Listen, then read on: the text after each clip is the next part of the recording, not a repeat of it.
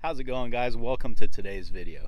Calving season can bring a ton of different challenges, some that you're going to be ready for and some that'll catch you totally off guard. But one thing that you should always be ready for is if a cow gives birth to twins. That's what we're talking about today on Farmer Tyler Ranch.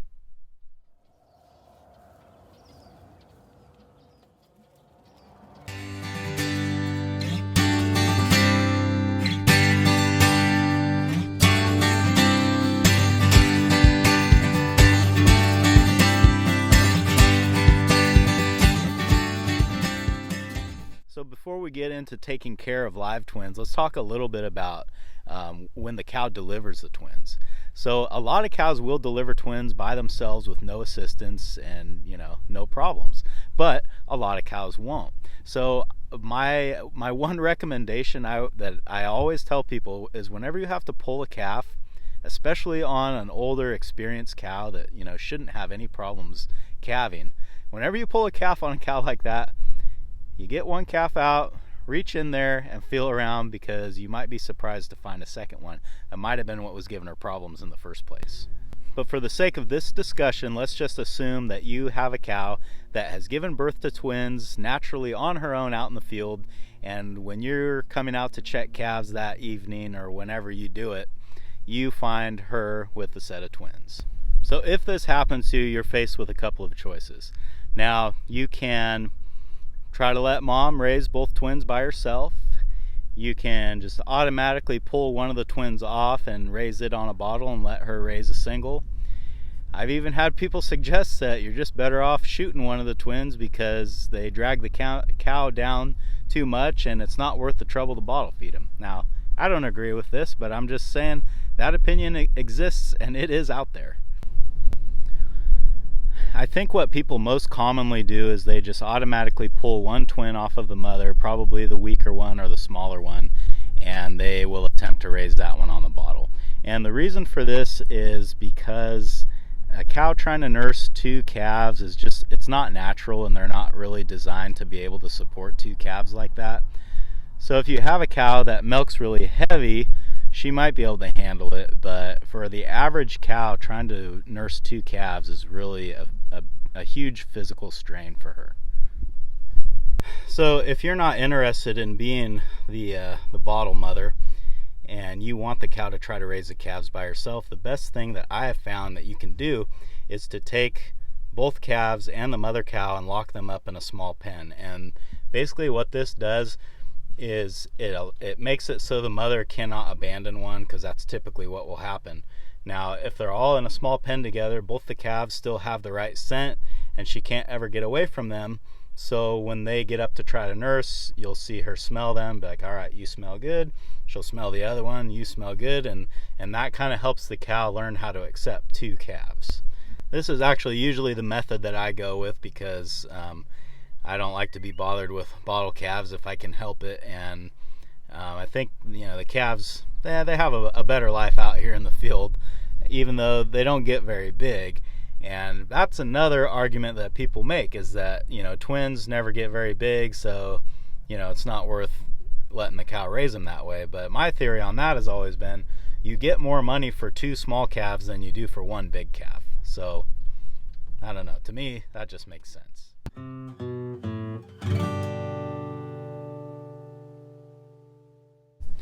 So if you should happen to find the twins a little bit late and the mother has already had a chance to, well, kind of what happens if gone undetected, the mother will sort of choose, I don't want to say it like this, but she'll choose the one that she likes the best, which really what that is she chooses the strongest one, the one that gets up and nurses first, and the one that she begins to bond with first. And they will typically walk off and leave the weaker or smaller twin out in the field. Now, this isn't because mom's mean or whatever. It's just cows' brains are just not really wired to raise two calves. So once that first calf nurses and they kind of bond a little bit, she thinks, all right, well, I've done my job, let's go walk off and find a nice place to lay. So if you're out checking calves and you have a new calf, and then, well, this is what happened to me when we started calving this year. Then I found a calf out in the field that seemed to have no mother, but I knew it was a new calf because, I mean, over there I didn't have any calves yet. And that is almost always a dead giveaway that you got a set of twins. Now, if that happens, I'm not saying that it's impossible to get her to accept both twins, but at that point, you've got a really long road ahead of you, and it's going to be really hard to get her to want to accept both twins. I would say at that point, you are almost definitely looking at a bottle calf. Or, you know, if you really just don't want to raise one on the bottle, you can give them away. Sometimes people want to raise them themselves. Another thing you can do is, and I've done this before, again, it's a lot of work, but it does pay off. If you keep a twin, raise it on a bottle for a couple weeks or whatever it ends up being, and then you lose a calf, sometimes you can graft one of the twins onto that other cow. Again, this can take days, this can take weeks, and sometimes it may not be worth that much work for you. It's just, that's really a personal decision as far as what your goals are and how much work you're willing to put into it. So this is an example of a cow that I thought would be capable of raising both twins by herself. And in this case, I just watched her very closely for the first 24 hours, and she really never got very far from either one of them. So that's why I was confident enough to just leave her out in the field and let her do her thing. Like I said before, typically if I'm going to try to make a cow do the work, I'll lock them up in a pen, but this was kind of a unique situation where she was really showing good maternal instincts. And one way that you can tell if she's accepted both is when they're laying out there, go out in the field and mess with them and see what she does. If she gets kind of pissed off, that's a good sign that she's accepted both. Well, I just don't really see anything happening out here, so I think we can run down to the winter pasture, see if we got anything going on out there.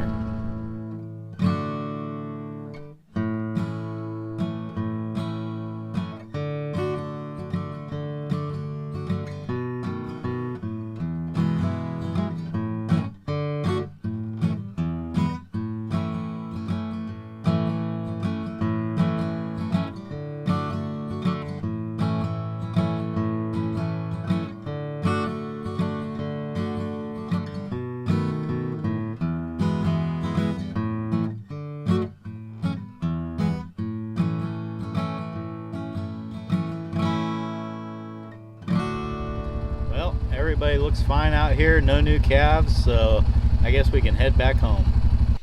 So if your mother cow won't accept one of the twins and you don't have anyone that you can give it to, and you don't have another cow that you can graft it onto, and you don't want to shoot it, there's really only one choice that you have left, and that is to bottle feed it. What's up, man? Is it dinner time or what? You're saying yeah. So it looks like I need to go get a bottle ready for this guy.